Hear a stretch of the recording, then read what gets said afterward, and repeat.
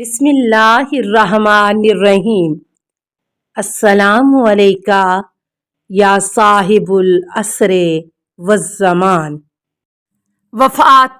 گزشتہ منابع میں آپ کی وفات کا کوئی تاریخ اس کی ذکر نہیں ہوئی، لیکن آخری ماخذوں کے مطابق آپ کی وفات 10 ربیع الثانی سن 201 ہجری کاف 28 سال کی عمر میں ہوئی۔ کچھ نے 12 ربیع الثانی کو نقل کیا۔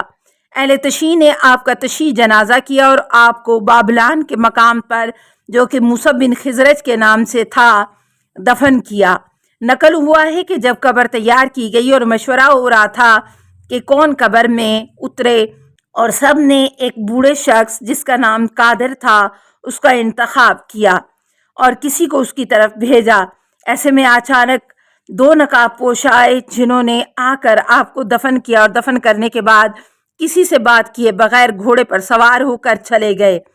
اس وقت موسیٰ بن خزرج نے آپ کی قبر مبارک پر نشان لگایا اور سن 256 میں امام جواد علیہ السلام کی بیٹی اپنی پھوپھی کی زیارت کرنے کے لیے قم آئیں تو انہوں نے آپ کی قبر پر مزار بنوایا۔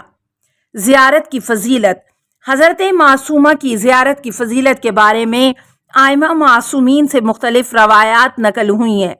امام صادق علیہ السلام نے فرمایا، خدا کا حرم ہے جو کہ مکہ میں ہے، رسول خدا کا حرم ہے جو کہ مدینہ میں ہے، امیر المومنین کا حرم ہے جو کہ کوفہ میں ہے، اور ہم اہل بیت کا حرم ہے جو کہ قم میں ہے۔ امام صادق علیہ السلام نے ایک اور روایت میں فرمایا، میری اولاد میں سے موسیٰ بن جعفر کی بیٹی قم میں وفات پائے گی، اس کی شفاعت کے صدقے ہمارے تمام شیعہ بہشت میں داخل ہوں گے۔ اور کچھ اور بیان کے مطابق آپ کی زیارت کا اجر بہشت ہے۔ امام رضا علیہ السلام کی حدیث میں بھی آیا ہے کہ جو کوئی اس کی زیارت کرے گویا کہ اس نے میری زیارت کی، اور دوسری روایات کے مطابق بہشت اس کا ہے۔ امام جواد علیہ السلام نے فرمایا، جو کوئی قم میں پوری شوق اور شناخت سے میری پھوپھی کی زیارت کرے گا وہ اہل بہشت ہوگا۔ اس مقالے میں مقالہ نگار نے بطور اختصار 10 شباہتیں جو جناب فاطمہ معصومہ اور ان کی جدہ ماجدہ جناب فاطمہ الزہرا میں مشترکہ طور پر پائی جاتی ہیں ان کو بیان کریں گے۔ حضرت معصومہ سلام اللہ علیہا حضرت فاطمہ الزہرا سلام اللہ علیہا کی ہم نام، اور اس ہم نام ہونے میں کئی وجوہات پوشیدہ ہیں۔ ایک وجہ یہ بھی بتائی جاتی ہے کہ آپ نے علم اور عمل کے میدان میں اپنے تمام حریفوں اور رقیبوں پر سبقت حاصل کر لی تھی، اور دوسرا یہ کہ آپ شیعوں کو جہنم کی آگ میں جانے سے روکیں گی۔ اور جیسا کہ جناب فاطمہ الزہرا سلام اللہ علیہا کا لقب معصومہ تھا کہ جس کی گواہی خود آیت تطہیر دیتی ہے، آپ کو بھی ایک امام معصوم امام علی رضا علیہ السلام نے معصومہ کے لقب سے نوازا ہے۔ نمبر 1، ولادت سے پہلے ہی خوشخبری اور نام گزاری۔ جیسا کہ جناب فاطمہ الزہرا کی ولادت سے پہلے رسول خدا صلی اللہ علیہ وآلہ وسلم کو نعوذ باللہ ابتر کے طعنے دیے جاتے تھے جس سے آپ کا دل غمگین ہو جایا کرتا تھا، اسی لیے خدا نے قرآن میں خیر کثیر یعنی کوثر کا ذکر کر کے اپنے حبیب کو جناب فاطمہ الزہرا کی ولادت کی خبر دی، اور جبرائیل علیہ السلام کے ذریعے سے خدا کی طرف سے آپ کا نام فاطمہ رکھا گیا۔ ٹھیک اسی طرح سے جناب فاطمہ معصومہ کی ولادت سے پہلے ہی آپ کی ولادت کی خبر تمام شیعان کو دی جاتی ہے، اور آپ کا نام بھی ولادت سے پہلے ہی رکھ دیا جاتا ہے، جیسا کہ امام جعفر صادق علیہ السلام کی ایک حدیث میں ملتا ہے کہ آپ علیہ السلام فرماتے ہیں، عنقریب میری نسل سے ایک باکرامت خاتون قم میں دفن ہوں گی کہ ان کا نام فاطمہ ہے۔ نمبر 2، نام اور لقب میں اشتراک۔ حضرت معصومہ سلام اللہ علیہا کا نام حضرت فاطمہ الزہرا سلام اللہ علیہا کے ہم نام ہیں، اور اس ہم نام ہونے میں کئی وجوہات پوشیدہ ہیں۔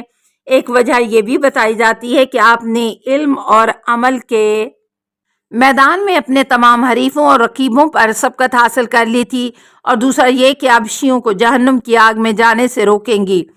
اور جیسا کہ جناب فاطمہ الزہرا سلام اللہ علیہا کا لقب معصومہ تھا، کہ جس کی گواہی خود آیت تطہیر دیتی ہے، آپ کو بھی ایک امام معصوم امام علی رضا علیہ السلام نے معصومہ کے لقب سے نوازا۔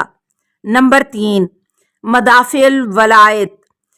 حضرت فاطمہ الزہرا سلام اللہ علیہا نے اپنی پوری زندگی ولایت حقہ کے دفاع میں گزار دی، یہاں تک کہ آپ کو اس راہ میں شہید کر دیا گیا۔ حضرت معصومہ سلام اللہ علیہا نے بھی اپنی جد ماجدہ کی سیرت پر عمل کرتے ہوئے زندگی پر ولایت حقہ، ولایت امام علی رضا علیہ السلام کی ترویج کی اور کئی حدیثوں کو اپنے چاہنے والوں کے لیے نقل کیا، جیسا کہ حدیث غدیر، حدیث منزلت وغیرہ وغیرہ، اور زیادہ تر حدیثیں جو آپ سے نقل ہوئی ہیں ولایت اور امامت حضرت علی علیہ السلام کو ثابت کرتی ہیں، اور جن کی ولایت اور امامت ثابت ہونے کے ساتھ ساتھ دوسرے اماموں کی بھی ولایت اور امامت ثابت ہو جاتی ہے۔ نمبر 4، مقام علم۔ مقام علمیت حضرت زہرا سلام اللہ علیہا اظہر من الشمس ہے کہ آپ علم ما کانا و ما یکون کی منزل پر فائز تھیں۔ آپ ہی کے علم کے جریان سے مستفیض ہوتے ہوئے جناب معصومہ کم سلام اللہ علیہا نے بھی علم حاصل کیا، اور جب معصومہ کے مقام علم کو آپ کے والد محترم جناب موسیٰ کاظم علیہ السلام نے دیکھا تو فرمایا فداہا ابوہا، اور یہی الفاظ جناب رسول خدا صلی اللہ علیہ وسلم نے جناب فاطمہ الزہرا کے لیے بھی استعمال کیے ہیں۔ نمبر 5، مقام شفاعت۔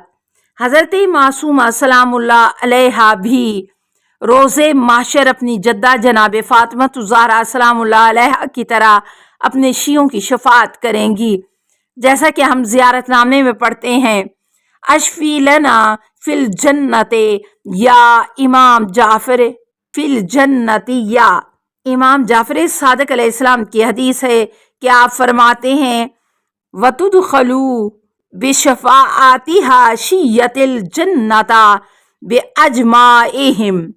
نمبر 6، زیارت معصورہ۔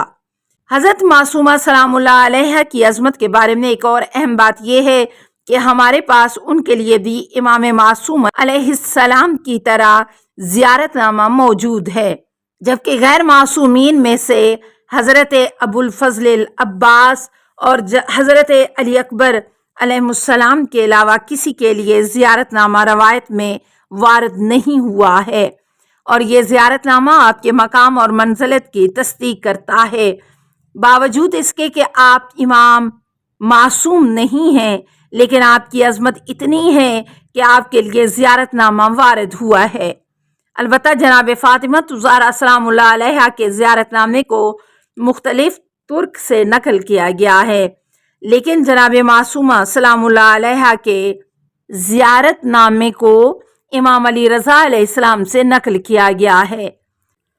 السلام علیکہ یا صاحب العصر والزمان، الامان الامان الامان من فتن الزمان، السلام علیکہ یا خلیفۃ الرحمن، السلام علیکہ یا امام الانس والجان، السلام علیکہ یا مظہر الایمان، السلام علیکہ یا شریک القرآن، السلام علیکہ یا قاطع البرہان، السلام علیکہ یا امام زماننا ھذا اجل اللہ فرجک وسہل اللہ مخرجک وظہورک، السلام علیکہ ورحمۃ اللہ۔